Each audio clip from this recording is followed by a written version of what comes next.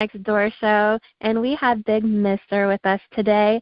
If you guys could introduce yourselves and tell us a little bit about the band. My name is Tyler. I do vocals. My name is Jamon. I play lead guitar and I sing too. My name is Jacob, and I play rhythm guitar. And then our drummer is Stephan, but he's not here for this interview. Okay. So where are you guys from? Some of us are from Elizabethton, but we're kind of out of Johnson City. Our practice spot's in Johnson City, and we kind of got our start here, so we kind of claim Johnson City more so. And then were you guys all friends before the band, or how did you guys all meet? Tell us about how the band began. See, actually, me and Jacob and Stephan had another band called To Your Dismay. And when that band kind of broke up, I found Tyler, and we just started recording, and it just kind of took off from there.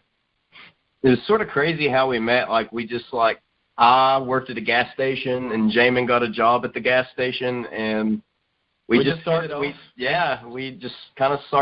talking about music and whatnot. And one day he was like, "Man, we should try to record something." At that time, I was actually doing other music by myself as a solo artist, and once I met Jamon, we just started recording like pre-pros and demos by ourselves, and boom, after TYD, Big MSTR just sort of happened. Yep. How long have you guys been together? About a year now, fully, yeah. Like actually playing shows and doing it. It's about a year now. And how did you come up with the name Big MSTR? Well, that's actually a really good story. We were just one day me and Jamon, we were recording some pre-pro, something crazy we were recording, and we were trying to come up with a name for the side project, and we had no idea. And like it just so happened Jamon like walked in the room, and I was just like, "What's up, Big MSTR?" And I was like, literally, we were all just like instantly like, boom, okay, that's the name. We can do that. That's cool. Now, to me, and I don't know if you guys have heard this before since you've been performing together, you guys have like I don't know, it'll age me a little bit, but you guys have a 90s feel, like how skateboarder bands, I hate to put it like that, skateboarder genre bands were in like the 90s. That's awesome. That's really cool to hear, because we all like, me especially, I'm the vocalist and I'm the oldest in the band. I'm 24 years old. So, like, I grew up in that genre of music, and so did everybody else, and we just all kind of vibe with that. We all, like... Yeah, that's our thing for sure. We kind of skate ourselves just for fun here and there, but, yeah, 90s music's what we all grew up on, and we sort of that's what got us into music in general, just we fell in love with it, and so that's definitely in our sound a lot. Sure. So who are some of your musical influences that have helped shape the band? Foo Fighters, Deftones, Incubus, My Chemical Romance, there's Under Oath. Like, there's so much. Like, there's hints of Blink-182 in there. We even like pop music. Like, the list. A little bit of everything. Yeah, we love everything. And let's talk about the song you guys have out. You guys have out a song, February. What's it about? And tell us a little bit about writing it and how it all came about. Well, I actually wrote it. Lyrics. I wrote that song at a really rough spot in my life. Like, literally Big MSTR had just started, and I found that that's what I needed to be doing. And I'd been in a long-term relationship. It was like 8 or 9 years. And once I got out of it, like, we started doing pre-pros for Big MSTR and doing all this stuff. And one day I just sat down and just wrote this song. And what was crazy is I showed up and, like, Jamon already had, like, the song, like, the composition of such already made up. And, like, I just walked in and we did vocals on it and made this really sick pre-pro, and then... Did it with Matt from the Buds. We recorded it with him in the studio. And cool. Then it just came to fruition. Yeah. That is cool. And the song, in February, actually has a video. Talk a little bit about the video and making the video. Yeah, that was a blast. Yeah, that was really fun. We did that, like, early September, late August. It was still hot. Yeah, it was super hot, and I was like wearing a latex pig mask, running around in like 100-degree weather for like 8 hours. It was really fun. We recorded that with Aiden Shaw from Arm the Witness. Yeah, he's from a band called Arm the Witness. He's super good dude, and he came out and we recorded that video, and all got killed in it, and there was a lot of fake blood. I think we went through like a gallon or two of fake blood, and chainsaws, and clothes ruined, and it was wild. Yeah. Well, how'd you come up with the concept? I mean, the heads and the blood and is it somebody's trying to get you guys? I mean, is that the concept of the video? I mean, I guess the concept is because the song, it's about like kind of losing yourself in essence to find yourself. Yeah. So the song was because the song itself is also about like, dying and then being reborn, like creating this new side of you. So in the video, like we all die. It's kind of and nobody knows who's doing the killing. Like through the whole video, it's just like all of us band members getting killed off by this unseen force. And then by the end of the video, we all pull the mask off, and it's all of us. We all killed ourselves, in essence, I guess, to be reborn. It's just a wild concept. Yeah.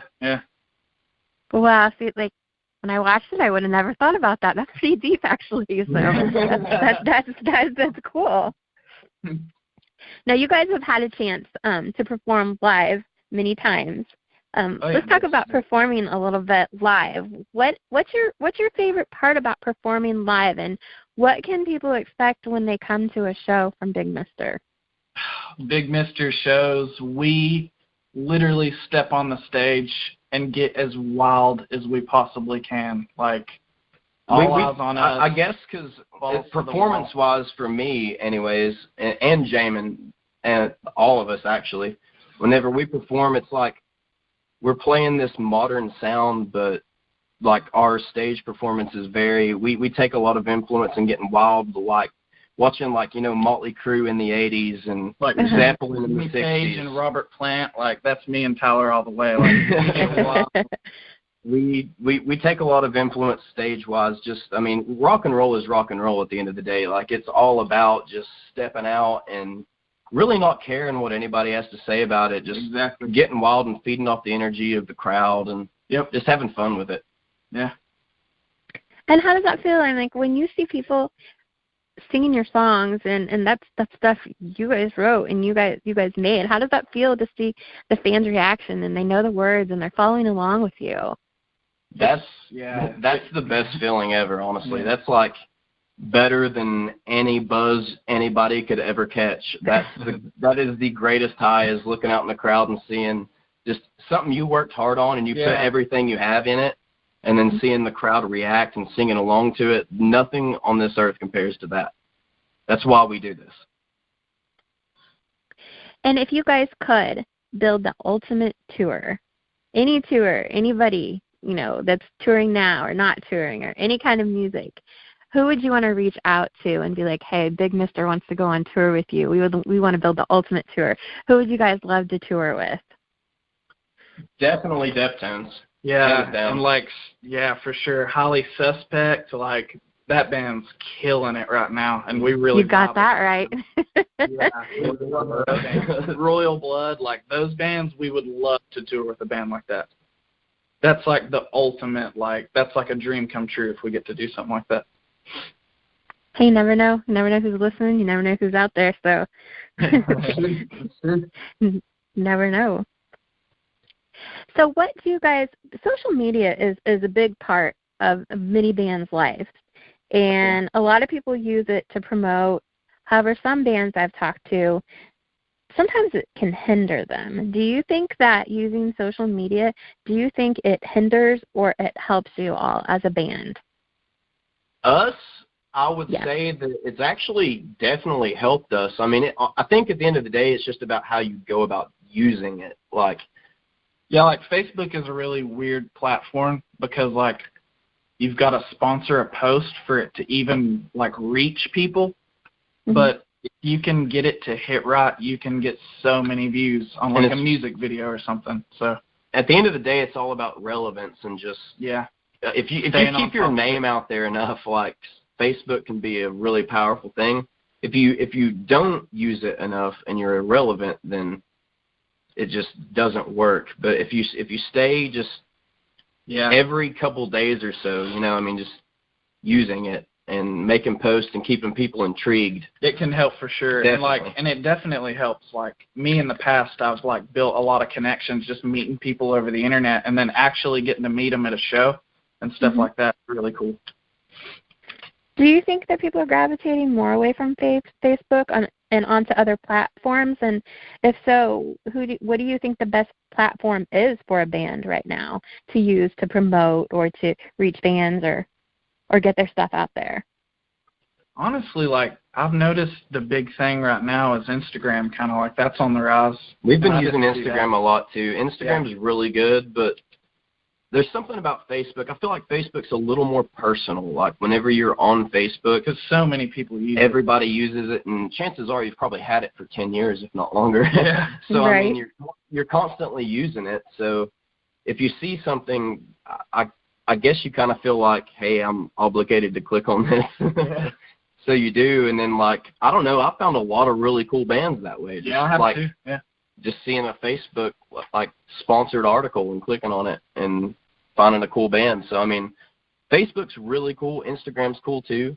We post a lot of like clips of videos and stuff like that on Instagram because it's more of a like photo video platformed entity, I suppose. Right. Whereas Facebook's, like I said, is a little more personal. But Facebook's really good, and so is Instagram. That's what we use anyways.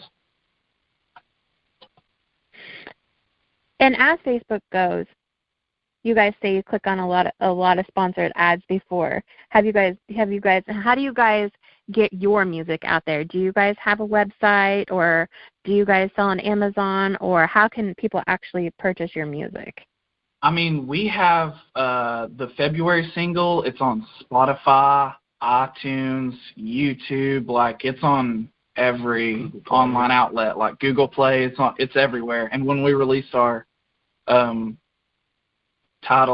track title EP, which is going to be called February, that's going to be available on Spotify and Google Play and iTunes and all that stuff too. And what do you guys have in store? Are you guys writing more music, and are you in the studio currently? Are you guys planning on a big tour, or what's planned for the rest of 2018? So basically, how it works right now, like we have a whole new album wrote because we're constant, like we have our own studios, so we're constantly writing music every single day. And we plan on getting T-shirts, CDs, and just playing tons of, like, we want to spread as far as we can with the shows and play with anybody and everybody and just get our name out there.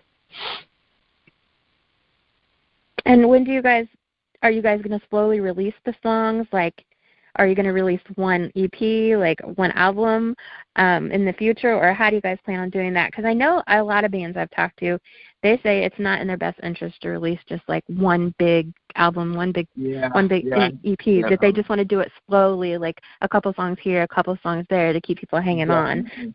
Yeah. Is that how you guys want to do it? Yeah. See, we did the EP just to get a good 4 songs out. And then we're just going to start releasing singles for the next year or 2 and just keep promoting. And we eventually want to try to go on tour with the Buds. So maybe that'll happen. Yeah, Matthew Smile, if you're listening right now, tour. Yeah, we want to tour with you. Now, have you guys had anything crazy happen at your shows? We always hear about crazy fans or crazy stories while people are performing live. Or do you guys have any crazy stories that have happened while you guys have been performing?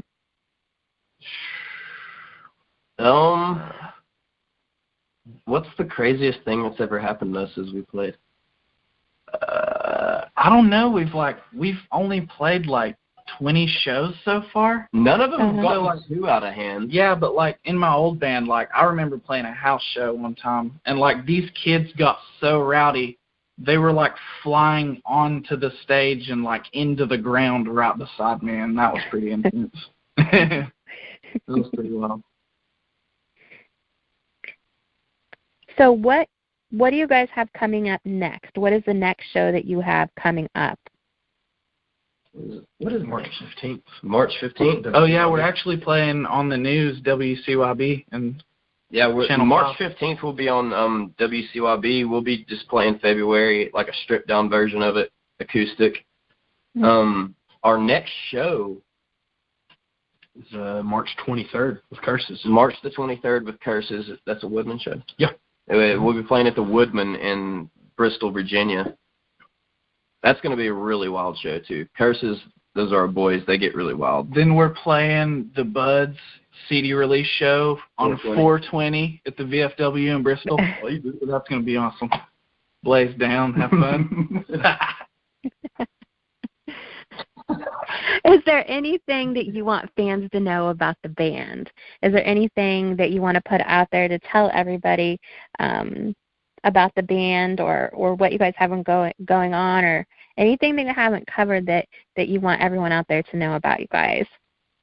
I mean, if people haven't already heard, we're bringing the party back and, like, giving it our all. Like, when we play shows, we don't stand around like we're in your face. Like, that's the way it is with us. Like, rock and roll, just yeah, killing liquor and having it fun. resonates with us. Like, we're just a big ball of fun and party and rock and roll. Like, that's Big Mister. Okay. Well, guys, as